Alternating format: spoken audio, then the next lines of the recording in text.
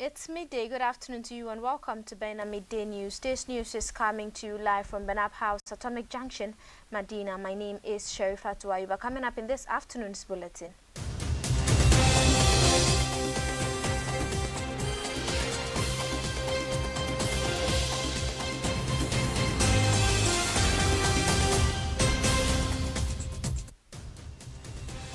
The Ghana Private Road Transport Union has announced plans to deploy a task force on the streets to monitor and sanction drivers engaging in unlawful practices amid complaints of vehicle shortages.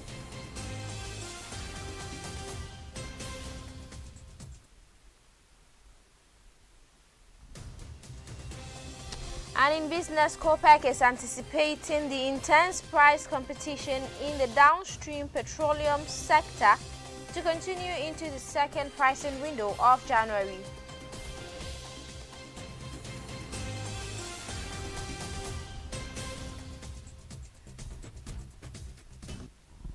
And on the international front, voting began Thursday in Uganda's presidential election despite a day-long internet shutdown.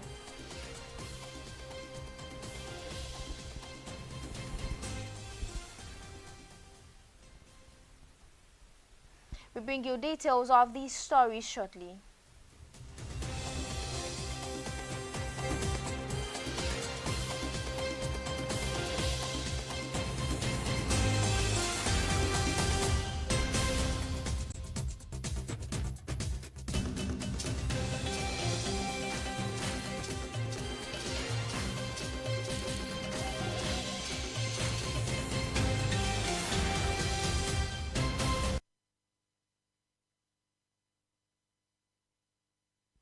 Thank you for staying with us. You can watch this news live on Facebook and on YouTube at Bena TV. Now let's delve into the stories. The Ghana Private Road Transport Union, GPRTU, has announced plans to deploy a task force on the streets to monitor and sanction drivers engaging in unlawful practices amid complaints of vehicle shortages. The move comes after Minister of State in charge of Government Communication, Felix Kwakye Ofosu, commended deliberate attempt by some operators to create artificial scarcity of vehicles to overcharge passengers. The Deputy Industrial and Public Relations Officer of the GPRTU, Samuel Amoah, stressed that the union does not condone fair violations and will take action against erring members. He revealed that the union plans to work closely with the Ghana Police Service and district assemblies to guarantee effective enforcement of regulations. He said the union had held a meeting and would soon deploy its task force into the streets to clamp down on the practice. According to him, any vehicle found engaging in such acts would be arrested and sanctioned. He added that the leadership was hopeful of meeting the transport minister by Friday to further address the issue. Mr. Amoah further explained that the union would organize its guards and formally request the minister to involve police in the operation, with the metropolitan, municipal and district chief executives and also expected to participate. He noted that officials would position themselves at strategic locations believed to be parking points for most of the so-called floating drivers. He stressed that members of the GPRTU found culpable would be sanctioned, while those not affiliated with the union would be dealt with according to the law. Amoah further urged commuters to use designated stations to pick up vehicles rather than boarding them from the roadside, noting that the union consistently encouraged its members to operate from official stations where tolls are paid and compliance monitored.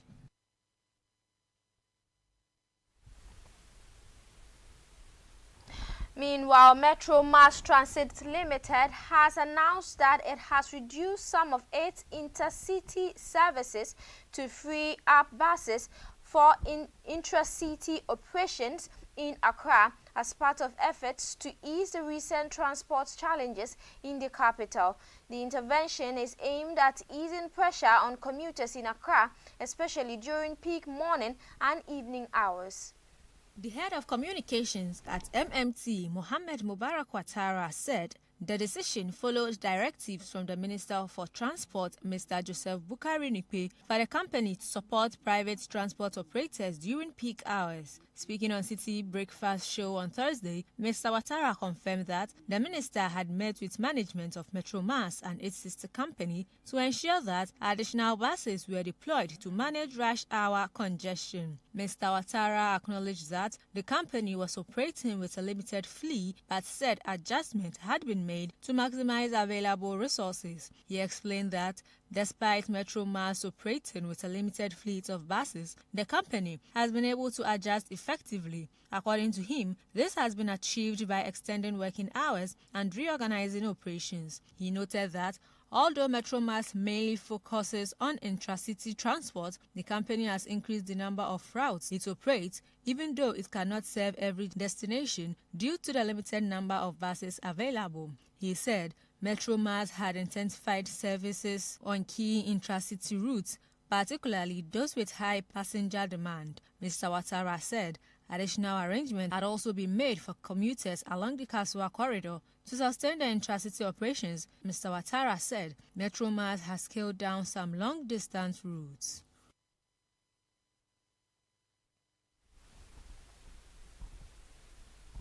Away from that, Ghana's ambassador to the United States, Emmanuel Victor Smith, has clarified that the United States' decision to temporarily halt immigrant visa processing does not affect non-immigrant visas for Ghanaians. The clarification is expected to allay concerns among Ghanaians planning short-term travel to the United States for business or tourism, as B1, B2 visas remain unaffected by the temporary suspension. This follows an earlier announcement by the U.S. government that it would place a temporary pause on immigrant visa processing for nationals of 75 countries, including Ghana and Nigeria, as part of a review of its visa screening procedures under the long-standing public charge rules. According to the U.S. State Department, the pause takes effect on January 21st and will remain in place indefinitely while consular officers reassesses how visa applicants are evaluated to determine whether they are likely to become overly dependent on U.S. public welfare systems. In a Facebook post on Thursday, January 15, Ambassador Smith explained that the directive applies strictly to immigrant visas. The affected countries span several regions, including Africa, Asia, Europe, and the Caribbean, and include Ghana, Nigeria, Somalia, Russia, Afghanistan, Brazil, Egypt, Iran, Iraq, Thailand, and Yemen, among others.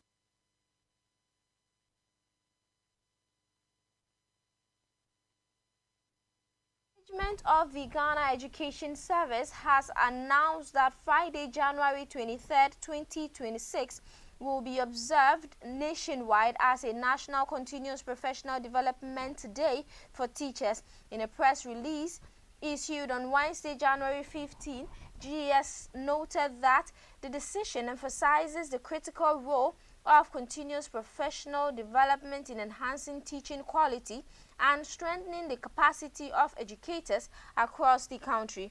The designated CPD Day is intended to provide teachers with dedicated institutional support and uninterrupted time to participate in Phase 2 of the Cybersecurity and Data Protection Training Program.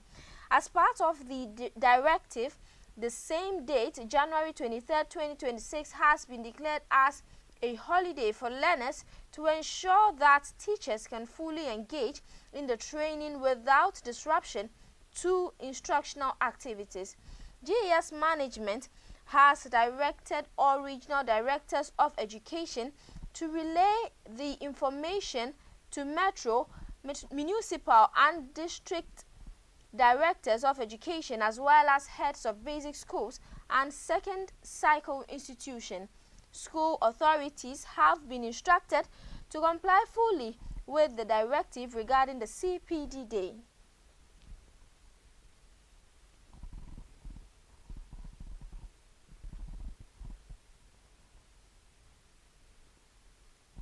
Well, on this note, we go for a quick turn. We'll be back with business and more.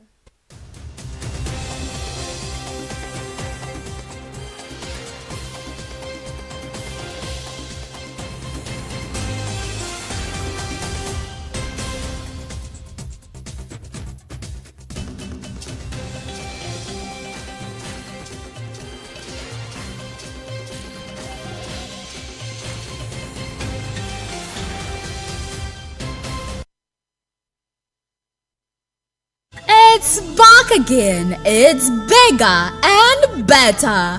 Brace yourselves for the third edition of the biggest pre-Ramadan fair in town. It's the Baina Trade Connect 2026. 2 days of endless sales and unmatched vibes. Mark your calendars on the 14th and 15th February 2026 at Zurak Park, Libya Cortez, Medina from 8 a.m. to 8 p.m. each day. Come trade, come connect, come shop and have fun. To book a stand, contact 053-948-7757. Baina Trade Connect 2026. See you there.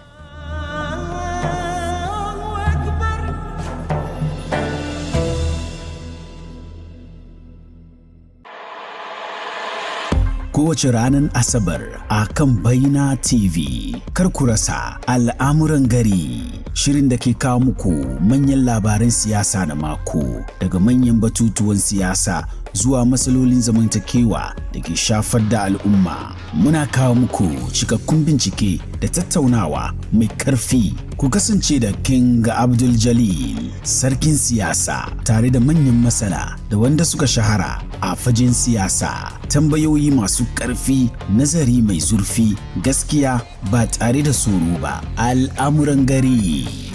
Kowace ranar Asabar karfe 8 da safe a kan Baina TV.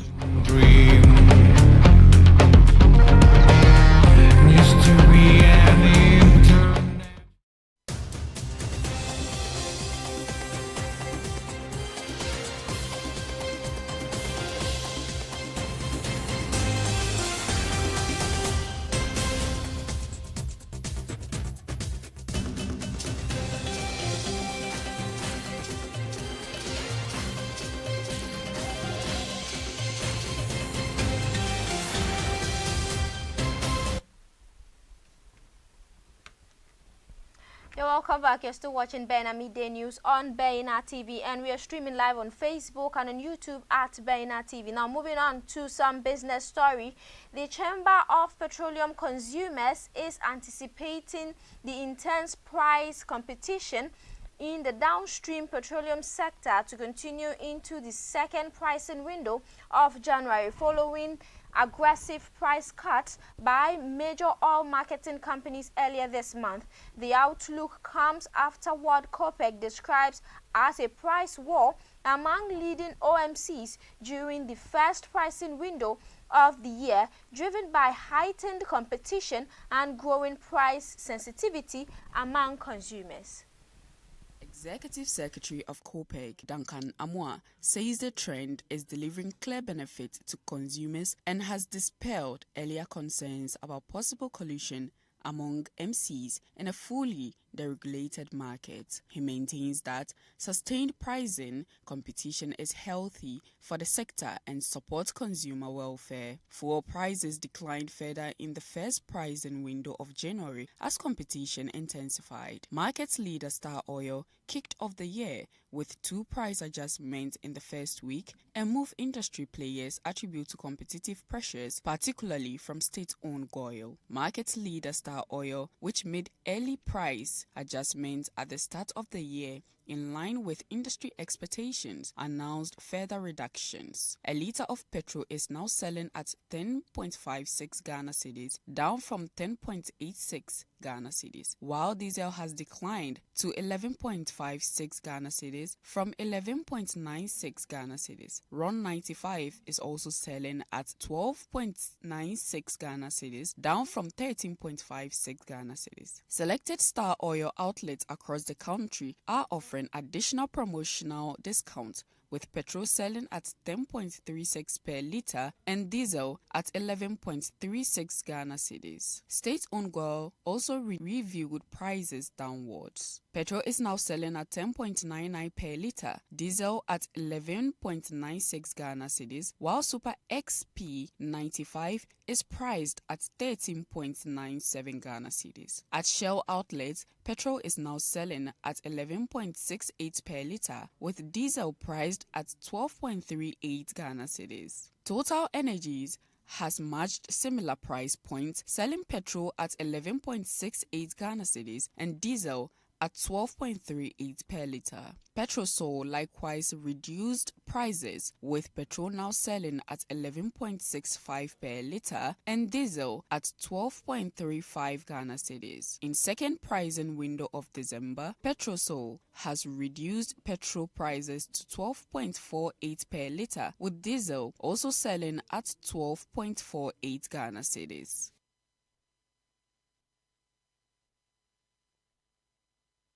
Now, in some news beyond our borders, voting has begun in Uganda's presidential election despite a days-long internet shutdown that has been criticized as an anti-democratic tactic in a country where the president has held office since 1986. Crowds gathered and long lines formed in some areas as polling stations were delayed and voting materials were seen being delivered after the shadow 7 a.m. opening time. President Yoweri Museveni, 81, faces 7 other candidates, including Robert Kyagulanyi, a musician turned politician best known as Bobby Wine, who is calling for political change. The East African country of roughly 45 million people has 21.6 million registered voters. Polls are expected to close at 4 p.m. Thursday, according to the Electoral Commission. Results are constitutionally required to be announced in 48 hours. Impatient crowds gathered outside polling stations, expressing concerns over the delays Thursday morning. There have been concerns about transparency, the possibility of hereditary rule, military interference, and opposition strategies to prevent vote tampering at polling stations. Uganda's internet was shut down Tuesday by the government communications agency, which cited misinformation, electoral fraud, and incitement of violence. The shutdown has affected the public and disrupted critical sectors such as banking. There has been heavy security leading up to voting, including military units deployed on the streets this week. Amnesty International said security forces are engaging in a brutal campaign of repression, citing a November 28 opposition rally in eastern Uganda where the military blocked exits and opened fire on supporters, killing 1 person. The National Electoral Commission chairperson, Simon Byabakama, urged tolerance among Ugandans as they vote. Now, moving on to sports, Senegalese football fans celebrated in Dakar on Wednesday after their national team secured a place in the African Cup of Nations final with 1-0 victory over Egypt. Sadio Mane scored the game's only goal with just 12 minutes to go, once again crushing the Pharaohs' dream of an AFCON title. In the 2021 final, Senegal beat them 4-2 on penalties to clinch their first ever championship win. Celebrations continued in front of Dakar's famous African Renaissance monument. Some fans dressed up for match as traditional Gandhi lion, a Senegalese symbol of national pride and unity, and the mascot of the national team. Senegal will now face Morocco in Sunday's final after the Atlas Lion beat Nigeria 4-2 on penalties in Wednesday's other semi-final. Senegal will be without captain Kalidou and midfielder Habib Diarra after the 2 players each picked up a second caution in the knockout stage. The championship match takes place in Rabat at 8 p.m. local time.